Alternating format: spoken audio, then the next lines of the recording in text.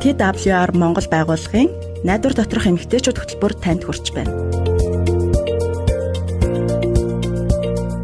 Бид бол Бурхны сайн мэдээ болон Есүс Христийн найдварыг түгээж буй найдвар доторх эмэгтэйчүүд.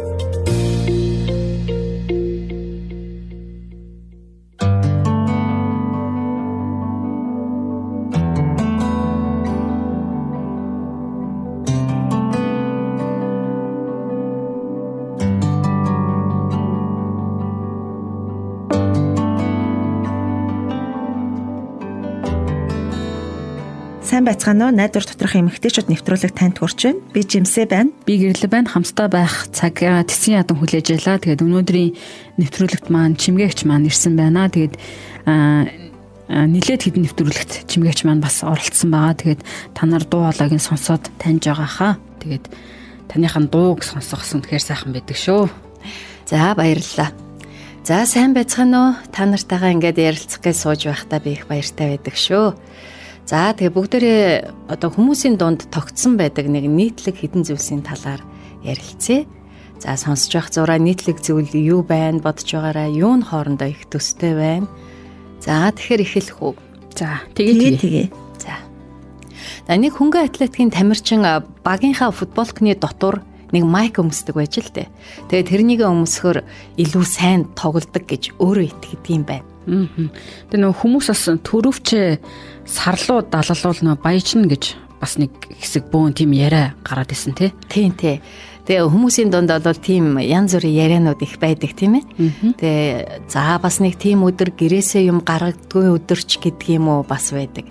За шөнөөрөө хогоо гарахгүй ч гэдэг юм уу.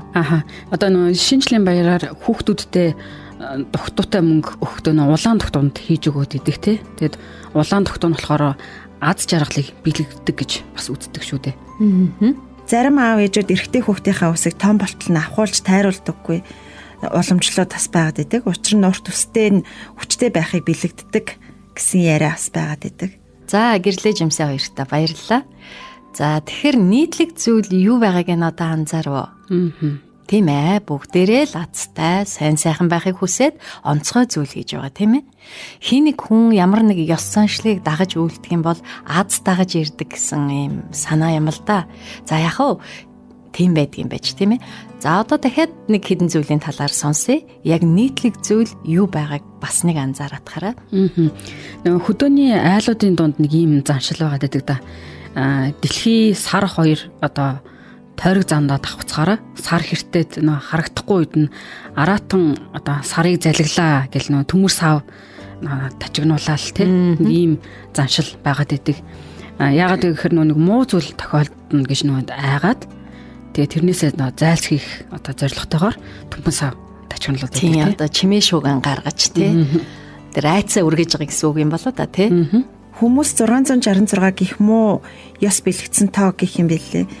Бас 7-ч гэсэн дордохын 7 гэж нэрлээд муу зүйл дуудана гэд ийм тоотой дуугаар авахгүй ч гэж хэлжсэн тохиолдлуудыг зөндөө сонссон. Бас хоёр төдрөх хол занд гарахад муу аюултай ч гэх юм бэл гэдэг яриануд бас байгаад идэг. За тэгээд нэг бас сонсч ирсэн нөө дөнгөж төрсөн хүүхдийн зургийг авдаггүй гэд тэр сүнсэн зайлчна гэд бас тэгж бас яриад идэг тий. Салхитай үед шорон хууд арчхаар муу юм холуур гэдэл бас нөлмөд идэг. Тэгээ нөгөө манай хамаатны ах бас нэг тойл хагаалтсан ч бас нөгөө муу юм болно гэд бас айгүйх айж исэн.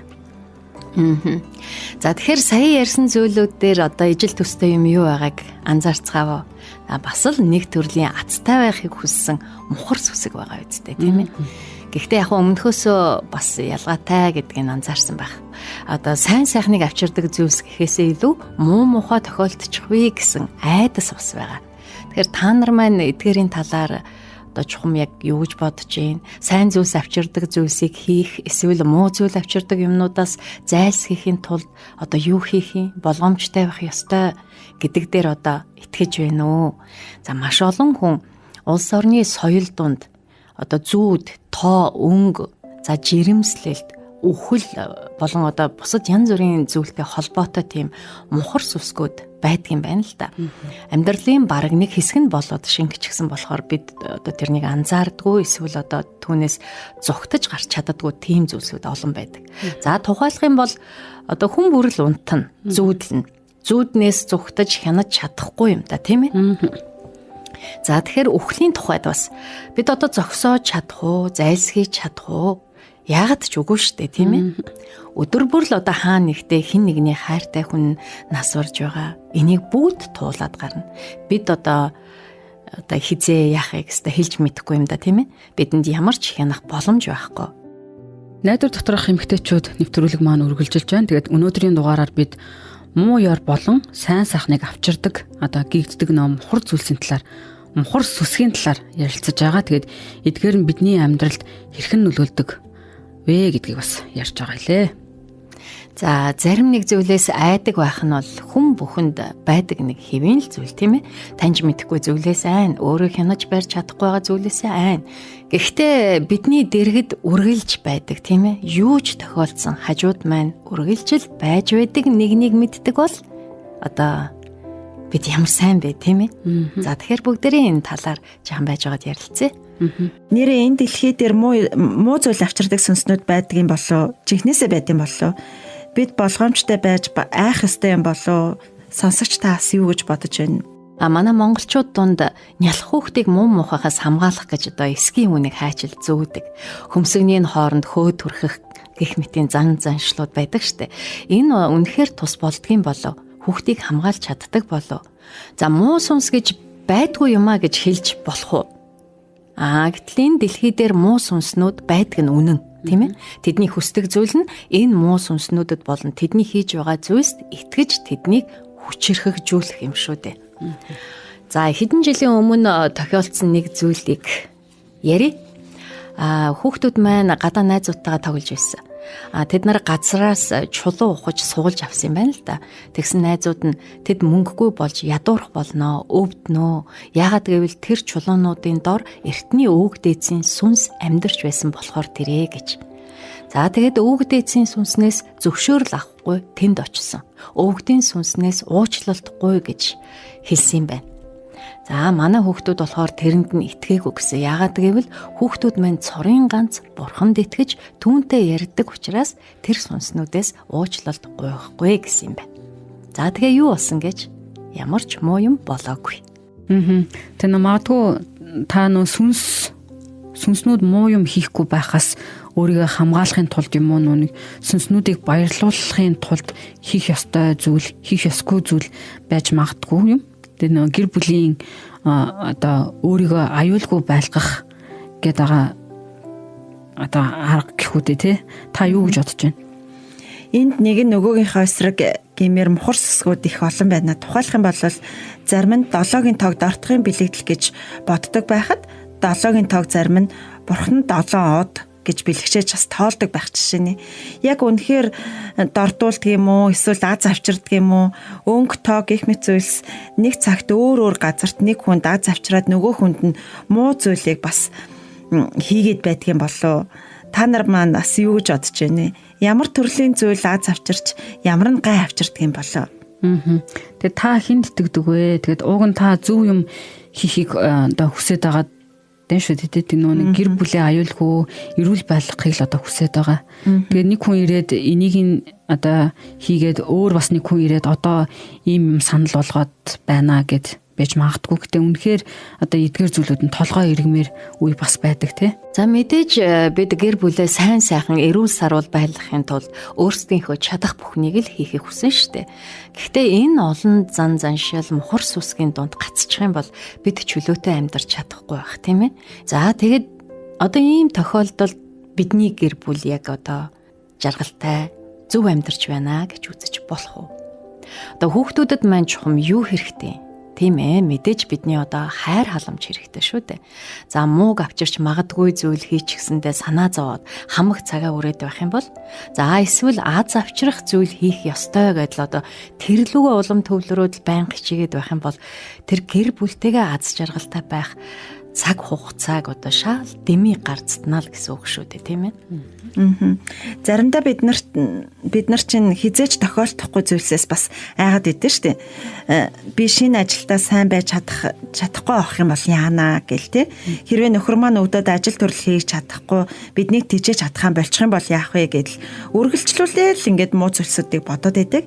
Ийм юмд бодол санаагаа зориулаад хэр их цаг үрдэх юм болоо бид нар нэг ухаантай хүний хэлсэн үг гэдэг айдас гэдэг чиний өөртөө хэлсэн худал үгэ гэж хэлсэн байдаг. За үнэн шүү, тийм ээ. Заримдаа бидэнд айх шалтгаан үнэхээр байдаг. Үнэхээр аюултай зүйл байдаг мэдээж. Одоо гэр бүлээ аюулгүй байлгах арга зам олох хэрэгтэй болно. Гэхдээ айдастайгаа гацчих юм бол бид нэг төрлийн боолчлол одоо шоронд байгаа хэрэг шүү дээ, тийм ээ. За маргааш болох зүйлээс айгаад өнөөдөр чөлөөтэй амьдрч чадахгүй. За маргаашийн төлөх айдсаар одоо өнөөдрөө хулгайлуулах хэрэггүй. Нэвтрүүлэг эхлэхэд хэлж байсан да бидний талд үргэлж байж юу ч тохиолдоход туслахад бэлэн байдаг хүний тухай хэлнэ гэсэн санаж байгаа байх. За одоо хэдүүлээ нэгэн сайхан магтаалыг сонсцгоо тэгээд яриагаа үргэлжлүүлье.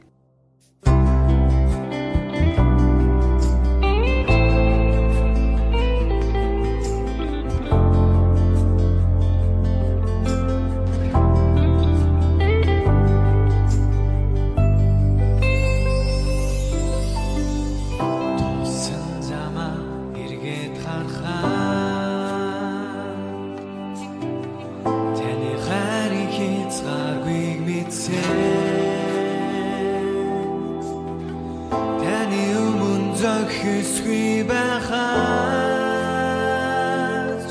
таны хан бүгдийг алдсан амаг харсан хайрыг тань санахтаа таны өмнө даруусган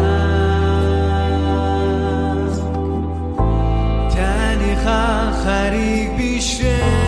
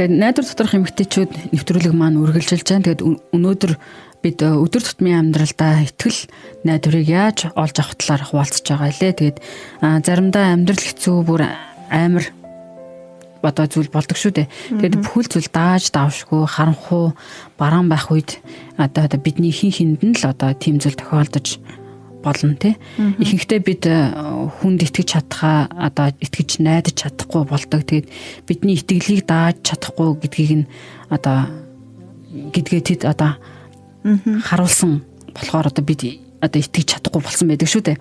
Тэгээд хин нэгэн хүн чамайг доош нь хийгээд нөө бүтлгүүтэлд хүргэсэн ч юм уу эсвэл юу хийгээд одоо өгөх болоо гэд нөө нэг хүлээгээд те тэр нэгэн хүндээ найзнасаа болоо тухайн хүн хийж өгөөгүй ч гэж бас болох юм. Тэгээд дараа нь тэр хүнтэй одоо юу ч ярьсан гэсэн чи итгэж чадхаа одоо болцсон байх тийм боломжтой болцсон бас байдаг тий. Наадахтай чи яг адилхан тэр хүнээ сайн мэдэхгүй бол итгэж найдаж чадахгүй штэ. Тэдэнд итгэж болно гэдгийг тэд нар эхлээд харуулах хэрэгтэй штэ цаад хүн нь тий. Сайн таньж мэдэхгүй хүндээ итгэж чадахгүй л ер нь хэцүү байдаг тий. Гэхдээ үргэлж итгэж найдаж болох хүн байдаг гэдгийг ер нь сонсогч та мэдхүү. Үргэлж бидний төлөө байдаг.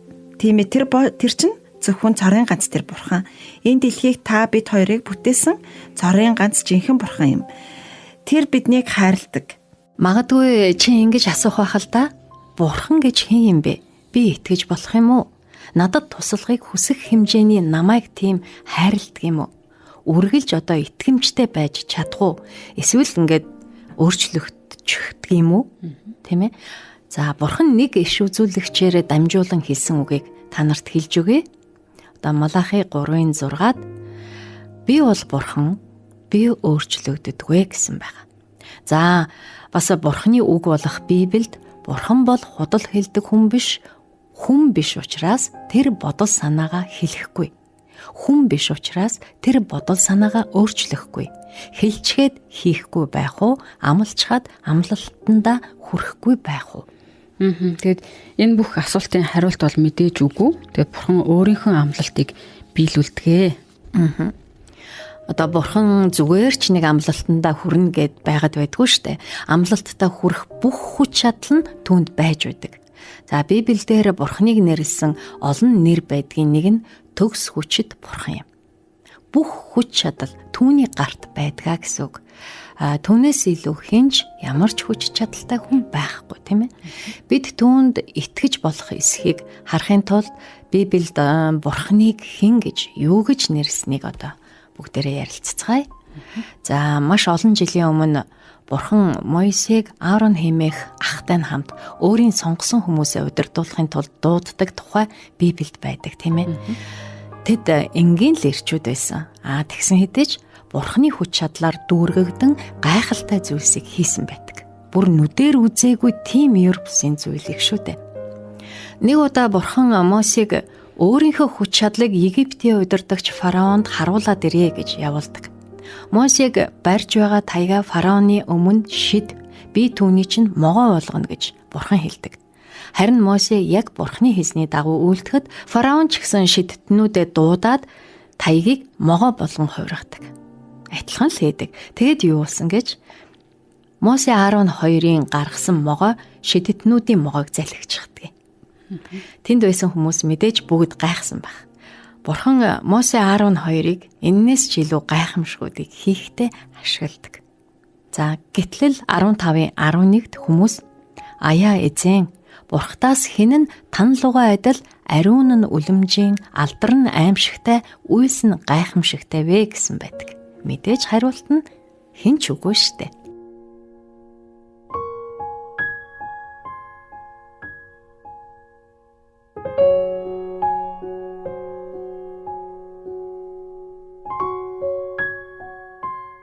Найдвар доторх эмгтээчүүд нэвтрүүлэг маань үргэлжилж байна. Тэгэд өнөөдөр ч гэсэн бурхан энэ дэлхий дээр хүч чадлаа харуулсаар байна. Тэгээд жишээ нь манай нэг сонсогч нь таталт өгдөг өвчтэй. Тэгээд олон эмч эмнэлгээр одоо явсан ч гэсэн юу ч тус болоогүй. Тэгээд бараг 25 жилийн турш энэ өвчнөйгөө тэмцэлдэж ирсэн байдаг. Тэгээд алхаж явж чадхаа болоод дугуйтай тэрэгэнцэн дээр арай гэж одоо явдаг болсон тий. Гэр бүлийнх нь хүн ч гэсэн салаад яваад өчгсөн. Тэгэд ийм хүнд үед найдвар доторх эмэгтэйчүүд үйлчлэлийн багийнхан очиж одоо туслан залбирч өгсөн юм байлээ. Тэгээд Бурхны хүү Есүс бидний төлөө амиа өгсөн гэдгийг ойлгоод Есүсийг амьдралынхаа аврагч болгон хүлээн авсан байгаа юм. Тэгээд Бурхан түүнийг зүрстгэл, сүнслэг байдлыг нэмжлээ зогсохгүй бие махбодыг нь бас эдгэж өгсөн. Тэгээд тэр эмэгтэй дахин алхаж чаддаг болсон үнэхээр гайхалтай. Тэгээд Бурхан түүний гэр бүлийн амьдралыг ч гэсэн сэргээж өгсөн. Оо, ямар гайхалтай түүх вэ, тийм ээ. Манай сонсогч шиг өвчтэй байхдаа Есүст итгэсэн хүмүүсийн тухай түүх Библиэд байдаг л да. Юу гэж байдаг вэ гэхээр 1-р Иохан 4:4-т бяцхан хүүхдүүдээ та нар Бурханых бөгөөд тэднийг дээлсэн. Учир нь та нарын дотор байгаа тэр бол дэлхийд байгчаас агуу гэсэн байдаг. За Есүс Христ хорон муу хүмүүс болоод хорон муугийн хүчнээс ч илүү хүчтэй нэгэн тэр бидний зүрхэнд байдаг юм шүү дээ гэж. За энэ дэлхийн хүчнүүдээс айж тэдэнд захируулахын оронд хамгийн хүчирхэг нэгэнд итгэх хэрэгтэй. Бурхан энэ дэлхийг бүтээгч. Тэр биднийг бүтээсэн болохоор бүх зүйлийг маань мэднэ. Юунаас айж байгааг маань ч мэднэ. Гэхдээ биднийг хүнд хэцүү зүйл туулахгүй гэж амлаагүй. За харин хүнд хэцүү цаг хугацааны турш хүнд хэцүү дунд бидэнтэй хамт байна гэж амласан. Тэр биднийг ганцаардуулж орхихгүй. Тэгэхээр Бурханы хайр үнэхээр хүчирхэг бөгөөд юу ч биднийг хайраас нь салгаж чадахгүй. Бурханы үг Библийн Ром 8:38-39 учир нь үхэлж, амьж, тэнгэрлэгч нарч, эрх баригчдаж, өнөөгийн юмсч, эрх юмсч, хүчич, өндөрч, гүнж, өөр ямар ч бүтээл бидний эзэн Христ Есүсийн доторх Бурханы хайраас биднийг салгаж чадахгүй гэдэгт би бат итгэлтэй байна гэсэн байна. За юу ч салгаж чадахгүй гэдгийг мэдэх одоо бидэнд энийг сонсох ингээ гоё байгаа биз? Хэрвээ бид Есүст итгэж чадвал үхлээс айгаад байх юм байхгүй шүү дээ, тийм ээ. Бидний энэ бие үхсэн ч гэсэн Есүстэй хамт мөнхөд байх болно. Ямар нэг юмнаас айгаад байвал хамгаалж өгөөч гэж Бурханаас гуйгаарай. Тэгээ бороо орохоор нь орчихгүй тулд бид нар шүхэр барьдаг үсттэй тий. Бас нарнаас хамгаалахын тулд бас бид нар нарны шилзүү өөх шүхэр барих аргуудыг хэрэгэлдэг тий. Таныг Бурхан шүхэр шиг л хамгаалж байгааг та харах болно. Эзэн Библиэлд ингэж хэлсэн байдаг. Эзэн чамайг хамгаалагч, эзэн чиний баруун гар талдах сүүдэр юм. Шөнөөр сарандч, өдрөөр нарандч чи зохиолохгүй. Эзэн чамайг муу бүхнээс хаацайлж тэрээр амийг чинь хамгаалнаа гэж хэлсэн байдаг. Бурхан өөрийн үгээрээ дамжуулаад таныг хамгаалах болно. Бид харин хамгаалагдахын тулд шүхрэнд ороод орж цогсох хэрэгтэй шүү дээ. Бурханы тушаал дуулууртай хандах үедээ бид түүний хамгаалтаас гардаг. Дуулуургүй хандах үедээ тэгэх юм бол Бурханы тушаал мөн гэдгийг бид яаж мэдэх вэ гэсэн асуулт тань төрж байгааз. Бид хэрхэн амьдрах талаар заавар зөвлөгөөгөө бидэнд харамгүй өгсөн нь Бурханы үг болох Библи байгаа. Тэгэхээр найдвар доторх эмэгтэйчүүд нэвтрүүлгээрээ дамжуулаад бид Библийн тухай нэлээдгүй их ярьдаг байгаа шүү дээ. Яг зөв жимсэ. Энэ дэлхийн сүнслэг зүйлс болох эд шийдэж чатга мэрэг төлөг зэргийг Библи эсэргүүцдэг. Шалтгаан гэх юм бол хүүхдүүдэд сэрэмжлүүлж болгоомжлуулах ёстой байдгийн адилаар Бурхан биднийг хүүхдээ гэж тооцсон сэрэмжлүүлдэг. За мэрэг төлөг мухар сүсэгт итгэх нь ямар ч утга учиргүй зүйлд итгэж байгаа хэрэг шүү дээ. Мухар сүсгийн зүйлс нь биднийг буруу тийш нь хөдөлж бидэнд хор хохиролтой зүйлийг л өгдөг. Колосе 2:8-д хэн нэгэн та нарыг Христийн дагуу биш харин хорвоогийн язгуур юмс хүний уламжлалын дагуух гүн ухаан болон хоосон мэхэллээр олзлох вэ хэмээн сэрэмжлэхтүн гэж хэлсэн байгаа. Тэгээ Бурхан бидэнтэй хамт байгаагийн бас нэг давуу тал нь тэр хизээч өөрчлөгддөггүй гэдгийг бас хэлэх хэрэгтэй бах тий. Тэгээд хүн хизээ нэгэн цагт өөрчлөгддөг. Харин Бурхан хизээч одоо өөрчлөгдөхгүй.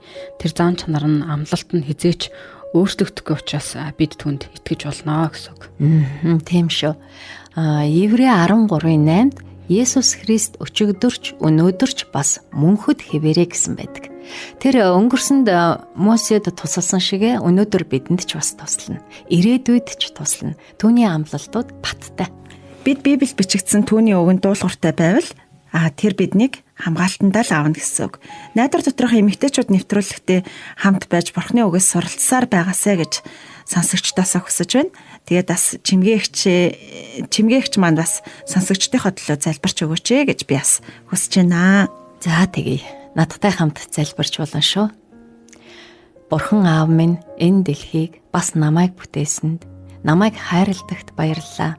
Таны хамгаалалтад баярлалаа. Тантай ойр байхад минь туслаач. Танд өдөр бүр улам илүү итгэхэд туслаач. Есүсийн нэрээр залбирлаа. Амен.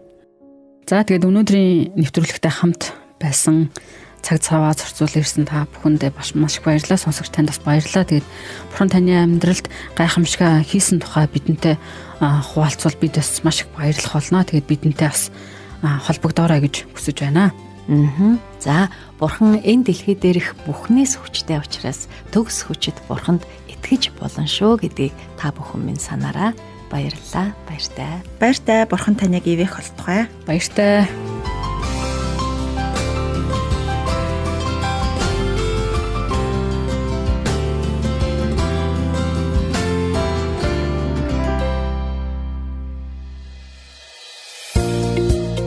Та TWR Монгол байгууллагын найдвар доторх эмэгтэйчүүд хөтөлбөрийг хүлээн авч сонслоо.